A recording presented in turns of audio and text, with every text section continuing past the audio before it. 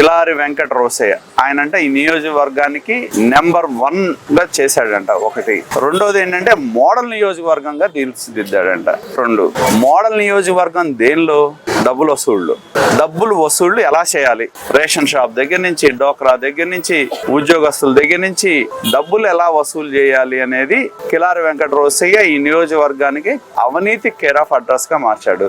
రాష్ట్రాన్ని జగన్మోహన్ రెడ్డి ఏ విధంగా అయితే కేర్ ఆఫ్ అడ్రస్ గా మార్చాడో రోసయ్య కూడా అదే విధంగా మార్చాడు. నేను ఎన్నో సందర్భాల్లో గ్రావెల్ అంశంలో కూడా పాదయాత్ర చేశా. మేము పలు కేసులు వేయటం జరిగింది. హైకోర్టు ముందు ప్రభుత్వం స్పష్టంగా చెప్పింది, నీళ్లుంటం మూలాన మేము కొలవటం లేదు, నీళ్లు తీసి కొలవమని చెప్పి కూడా హైకోర్టు చెప్పింది. ఇంతవరకు జిల్లా యంత్రాంగం వేటి మీద కూడా యాక్షన్ తీసుకోలే.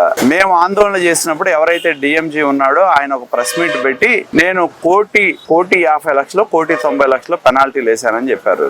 దానిలో ఒక్క పైసా కూడా వసూలు చేయలే.